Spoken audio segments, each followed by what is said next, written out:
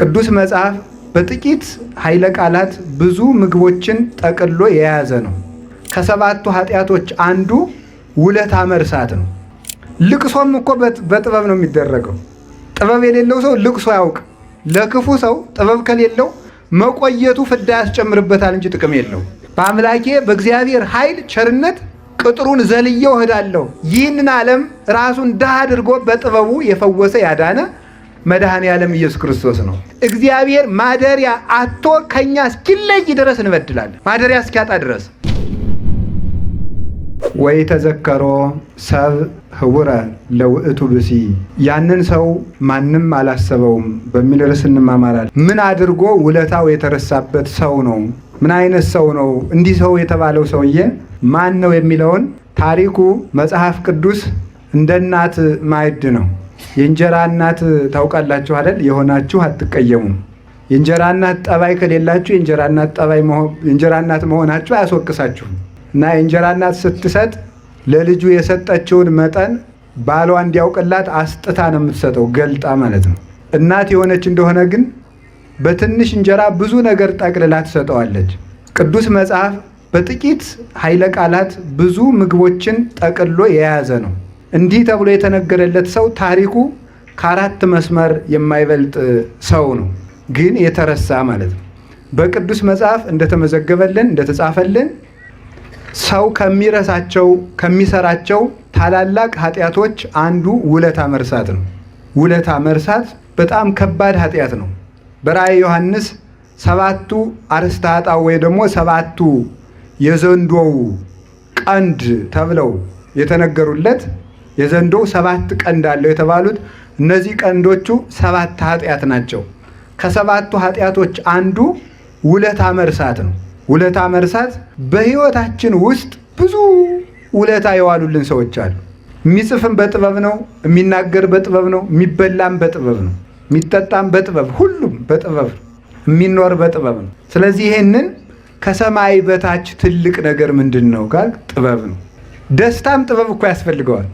ደስታ እንኳን ሐዘን ደስታ ጥበብ ያስፈልገዋል። ልቅሶም እኮ በጥበብ ነው የሚደረገው። ጥበብ የሌለው ሰው ልቅሶ ያውቅ። ሰርግ ቤት ተሄዶ ይለቀሳል? አይለቀስም። የልቅሶም ቦታ አለው፣ የደስታም ቦታ አለው። ሁሉም በቦታው ነው የሚደረገው። አሁን ያለ ልክ ዝም ብሎ ወዲያና ወዲህ እያሉ ቢያለቅሱት መሰበርም አለ። ኤሊን ታውቁታላችሁ? ታቦተ ጽዮን ተማረከች ሲሉት አዳንቄ ያለቅሳለሁ ሲል የገዛ ወንበሩ ጥሎት ተሰብሮ ሞተ።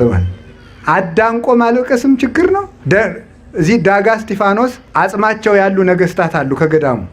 አጽማቸው በዳጋ እስጢፋኖስ ካረፉ ነገስታት አንዱ ንጉስ አዞር የሚባል አለ እና የ6 ሰዓት ንጉስ ነው። እስከ 6 ሰዓት ነው የነገ በኢትዮጵያ ታሪክ የ6 ሰዓት የንግስና ታሪክ ያለው ንጉስ እሱ ብቻ ነው። የሞተ በምንድን ነው ካላችሁ በደስታ ነው። ነግሶ ራቅ አድርጎ ህዝቡን ራቅ አድርጎ ቢደሰት እኮ ጥሩ ነበረ።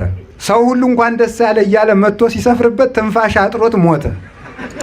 ይህ ችግሩ ነው ይሄ ራሱ ማለት ነው። እንዲያውም ለክፉ ሰው ጥበብ ከሌለው መቆየቱ ፍዳ ያስጨምርበታል እንጂ ጥቅም የለው። መቆየቱ ቀን ባደረ ቁጥር ሌት ባደረ ቁጥር ቀን በዋለ ቁጥር በክፋት ላይ ክፋትን እየጨመረ ሳይመለስ በመቅረቱ እግዚአብሔር በሱ ላይ ፍዳ ከመጨመር በቀር ከመቆየቱ የሚጠቀመው ሰው ስለሌለ ያለ ጥበብ የያዙት እድሜም ጥቅም የለው። ሁሉም ጥበብ ነው። ከሰማይ በታች አንድ መልካም ነገር አየው፣ እሱም ጥበብ ነው ይላል ሰሎሞን። በኋላ ምን ያህል ተመልከቱ።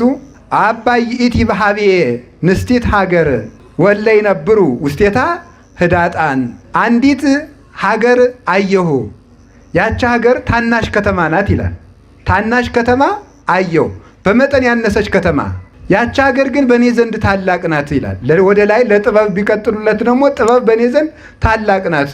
አንዲት ታላቅ ሀገር ታናሽ ሀገር አየሁ፣ አንዲት ታናሽ ሀገር፣ ያቺ ሀገር ግን በእኔ ዘንድ ታላቅ ናት። በውስጧ የሚኖሩ ሰዎችም ቁጥራቸው ጥቂት ነው። በውስጧ የሚኖሩ ሰዎች ዋመ መጻ ላይሊሃ ንጉሥ አብይ ወአገታ፣ ታላቅ ንጉሥ ብዙ ሰራዊት ያለው ሰው ንጉሥ መጥቶ ያችን ሀገር ከበባት ይላል። ከበባት፣ ያችን ሀገር አስጨንቆ አስጠብቦ ሰራዊት አብዝቶ ያችን ሀገር አስጨንቆ ያዛት። ከተማይቱ ታናሽ ናት፣ ህዝቧም ጥቂቶች ናቸው። ግን ከህዝቧ የሚበዛ ሰራዊት ያለው በመንግስቱ የገነነ ንጉሥ መጥቶ ያችን ሀገር ከበባት።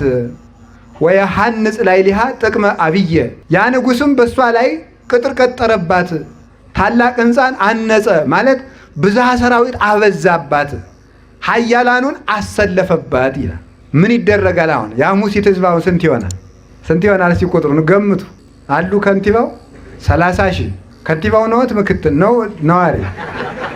ደህና ነው። ስንት ነው? ስንት ነው? 30,000 ቢሆን ነው ተብሏል። የሐሙሲት ከተማ ህዝብ 30,000 ነው።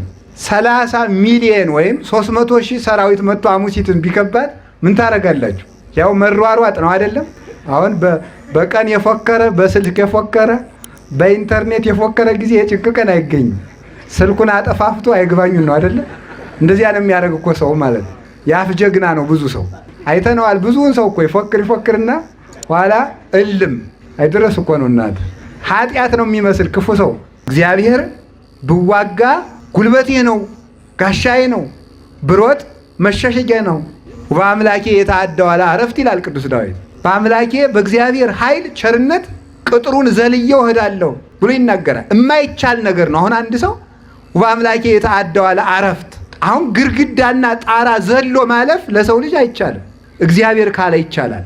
የማይቻለው ተችሎ እስራኤል አሸነፉ። ራሱ ሰናክሬም ማን ነው? ተመልከቱ።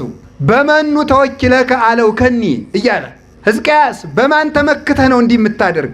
ያቺ ታቦተ ጽዮን የምታድን መስሎሃል? እያለ እግዚአብሔርን እየተሳደበ ንጉሱ እንኳን እስራኤል ሀገሪቱ የእስራኤል ንጉሱ እንኳን አይተርፈኝም እያለ የመጣው ሰራዊቱ ሲያልቁበት እየሮጠ ደግሞ እሱ ፈርቶ ሳሩ ቅጠሉ ሁሉ የሰናክሬም ወታደር እየመሰለው እየደነገጠ ሂዶ ከሀገሩ ሲገባ የገዛ ልጆቹ ሰራዊቱን አስማርከህ የመጣህ በልቼ ካረጀው ገዝቼ ካፈጀው ብለህ ነው ብለው የገዛ ልጆቹ በምንድን ነው? በሙቃጫ ግልገል አናቱን ብለው ገደሉት። የገዛ ልጆቹን ማለት ነው። ማን አዳነ ሲባል ሕዝቅያስ በጥበቡ በጥበቡ ምንድን ነው? ድሃ ነው ማለት ሀብት የለውም፣ ጉልበት የለውም፣ ሰራዊት የለውም። ግን በጥበቡ ግን ኢሳይያስ ተማጽኖ ኢሳይያስ ወደ እግዚአብሔር አመልክቶለት ይህንን ድል ነሳ። ሌላው ደግሞ ውእቱ ብሲ ያንን ሰው ማን አላሰበውም የተባለ ራሱ መድኃኔ ዓለም ነው። እሱ መድኃኔ ዓለም ኢየሱስ ክርስቶስ ነው። ታናሽ ሀገር የተባለች አዳም ከነ ልጆቹ የሰው ልጅ ነው። ታላቅ ግንብ የገነባ ሰራዊት ያቆመ ዲያብሎስ ነው። ያንን ንጉሥ የሚመልሱበት አቅም የሌላቸው ናቸው፣ ህዳጣን ናቸው፣ በጉልበትም በአቅም ደካሞች ናቸው የተባለ የአዳም ልጆች ዲያብሎስን የማሸነፍ አቅም የላቸውም ነበር። ኋላ ያንን ሰው ለማዳን አንድ ድሃ ሰው ተገኘ። ወረከበ በውስቴታ ብእሴ ጠቢበ ወነዳዬ ጠቢብና ድሃ የሆነ ወውቱ ያድህን ሀገረ በጥበቡ ብዛት ሀገርን የሚያድን አንድ ድሃ ሰው ተገኘ። ሀገሪቱን ማዳናታል።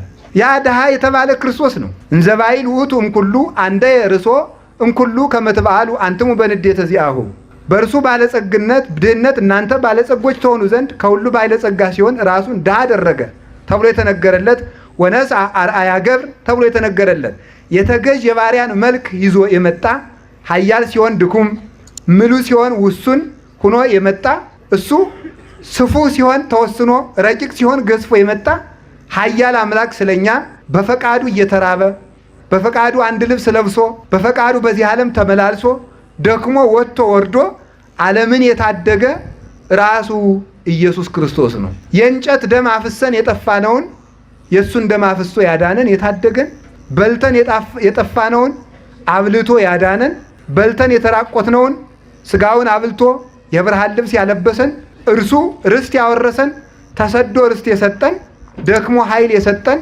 ሙቶ ሕይወትን የሰጠን፣ ታሞ በሕማሙ ያዳነን ራሱ መድኃኔ ዓለም ኢየሱስ ክርስቶስ ነው። እርሱ ነው። ጥበበኛ ነው። ዲያብሎስ በጥበቡ ዲያብሎስ ተተንኩሎ እባብ ለብሶ ሔዋንና አዳምን እንዳጠፋ መድኃኔ ዓለም ደግሞ በስጋ ብእሲ የሰውን ስጋ ለብሶ ከዲያብሎስ ተሰውሮ ዲያብሎስን ድል የነሳ ዓለምን ከፈጠረበት ጥበቡ ዓለምን ያዳነበት ጥበቡ ይበልጣል ተብሎ እንደተነገረለት ይህንን ዓለም ራሱን ድሃ አድርጎ በጥበቡ የፈወሰ ያዳነ መድኃኔ ዓለም ኢየሱስ ክርስቶስ ነው። ያንን ሰው አቅም ሳይኖረን የደረሰልን እርሱ ነው። ያንን ሰው ማንም አላሰበውም ማለት ክርስቶስን የሚያስበው ሰው ጠፋ ማለት ነው። የገዛ ደሙን ሰጥቶ የገዛ ስጋውን ቆርሶ ሰጥቶ የሱን ውለታ የሚያስብለት የለም። ክርስቶስን አስቀምጠን እንጣላለን፣ እንባላለን። እማናደርገው ኃጢአት የለም። እማናደርገው እግዚአብሔር ማደሪያ አጥቶ ከኛ እስኪለይ ድረስ እንበድላለን። ማደሪያ እስኪያጣ ድረስ። ሶፋው እኮ ቤት አይሰራም እኮ ተጎልቶ ነው የሚቀር። እዚህ ገንዘብ ቀበሮ እኮ ነው። እናንተ ኪስ የነበረው ገንዘብ እንደ ገንዘብ ያለ ጨካኝ ባይድ የለም።